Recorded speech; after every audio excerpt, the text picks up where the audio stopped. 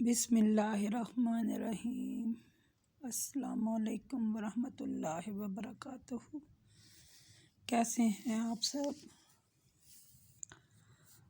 اللہ تبارک و تعالیٰ سے دعا ہے اللہ مجھ سمیت آپ سب کو صحت اور تندرستی والی زندگی عطا فرمائے۔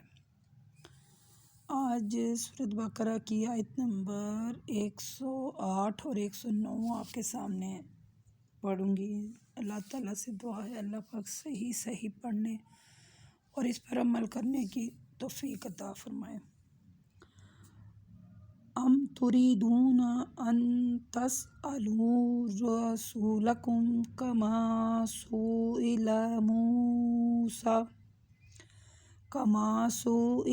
موسى من قبل ومن يتبدل الكفر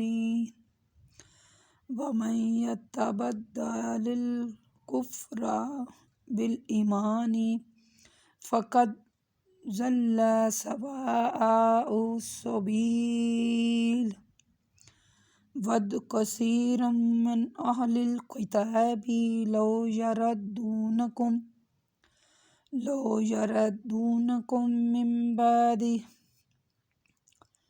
من بعد إيمانكم كفارا حسدا من عند أنفسهم من بعد ما تبين لهم الحق فاعفوا واصفحوا حتى يأتي الله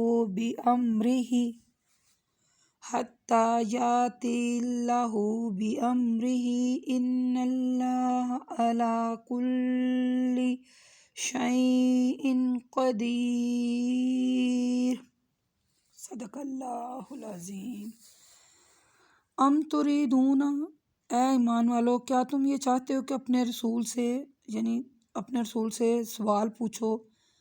ام تريدون ان تسألوا رسولکم، ام تريدون اے ایمان والو کیا تم چاہتے ہو، ام تريدون کیا تم چاہتے ہو کہ اپنے رسول سے ایسے ہی سوال پوچھو، سئل موسیٰ من قبل ہی، جیسے اس سے پہلے موسیٰ علیہ السلام کی جو قوم تھی انہوں نے موسیٰ علیہ السلام سے سوال پوچھے۔ وَمَن يَتَبَدَّلِ الْكُفْرَ بِالْإِيمَانِ، اور کیا جس طرح ان سوال کرنے والوں نے موسیٰ کے جوابات کو خوش دلی سے قبول نہ کر کے کفر کا ارتکاب کیا، تو پھر تم بھی اسی طرح کفر کرنا چاہتے ہو۔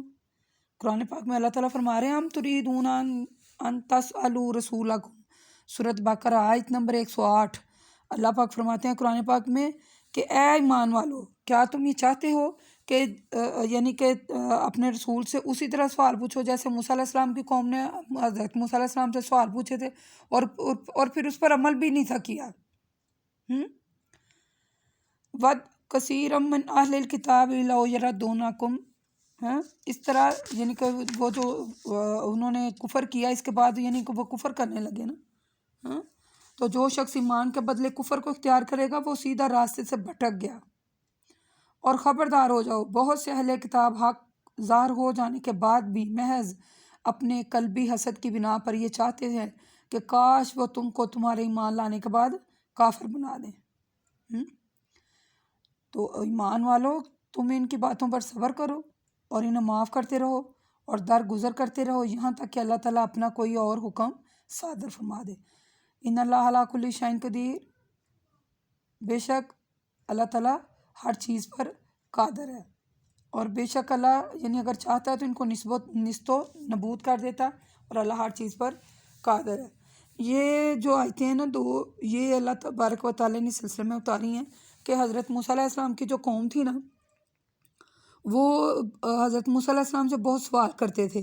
مثلاً جب حضرت موسیٰ علیہ السلام نے ایک گائے کرنے کا، میں نے آپ کو اپنی یہ میری ویڈیو اپلوڈ ہو گئی ہے، سورۃ بقرہ کی آیتیں تھیں کہ جب حضرت موسیٰ علیہ السلام نے حکم دیا اپنی قوم کو کہ ایک گائے ذبح کرو، ٹھیک ہے، تو انہوں نے پھر گائے کے متعلق ہی بہت زیادہ سوال کیے حضرت موسیٰ علیہ السلام سے۔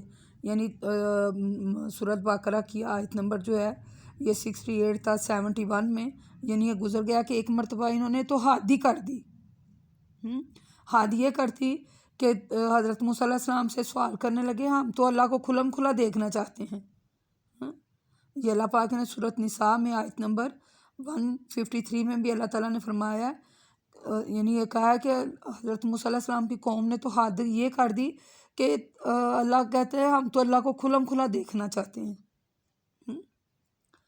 تو اللہ تعالیٰ نے یہودیوں کی یہ جو خصلتیں تھیں نا، ان کو مومنین کو ان سے بچنے کے لیے کہا ہے کہ تم سوال نہ طرح طرح کے سوال نہ کیا کرو، جیسے کہ حضرت موسیٰ علیہ السلام کی قوم نے حضرت موسیٰ علیہ السلام سے کیے تھے جب وہ گائے ذبح کرنے کا حکم دیا تھا۔ اللہ پاک کہتے ہیں کہ رسول صلی اللہ علیہ وسلم نے فرمایا کہ جس اس چیز سے میں تمہیں منع کروں اس سے بچ جایا کرو، اور جس کا حکم دوں جہاں تک ہو سکے اس کی تعمیر کیا کرو۔ بے شک تم سے پہلے کی امتوں کو سوال کی کثرت اور انبیاء سے اختلافات کرنے نے ہی تباہ و برباد کر دیا۔ ایک جگہ اور رسول صلی اللہ علیہ وسلم فرماتے ہیں کہ اللہ تعالیٰ نے تمہارے لیے سوالوں کی کثرت اور مال کے ضائع کرنے کو ناپسند فرمایا ہے، یعنی اللہ تعالیٰ کو یہ پسند نہیں ہے کہ اللہ تعالیٰ نے جو حکم دیا بس وہ بات کریں، جس حکم سے منع کیا وہ نہ کریں، اور جو حکم دیا وہ کریں۔ مسلمانوں کے لیے یہی بس اتنا کافی ہے کہ جو اللہ نے حکم دے دیا ہے اسے پورا کریں، اور جس کام سے اللہ نے منع کیا ہے وہ منع ہو جائے۔ مثلا اللہ تعالیٰ نے حکم دیا کہ نماز پڑھیں، یعنی سورت جو فاتحہ ہے اس میں اللہ تعالیٰ حکم دیتے ہیں کہ نماز ادا کرو، زکوٰۃ ادا کرنے والوں کے ساتھ زکوٰۃ ادا کرو، اللہ تعالیٰ کے دیے ہوئے مال میں سے خرچ کرو، اور ایمان لاؤ، ٹھیک ہے، یہ اللہ نے حکم دیا ہے۔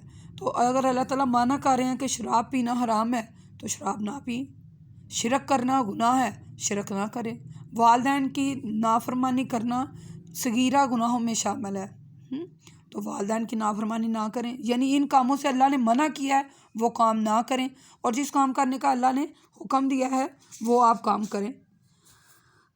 دراصل بات یہ ہے کہ دین جو ہے نا وہ مکمل ہو گیا ہے، حرام اور حلال کا فیصلہ تو ہو چکا ہے، اب نہ کسی کی رائے سے کوئی چیز حرام ہو سکتی ہے اور نہ ہی حلال ہو سکتی ہے۔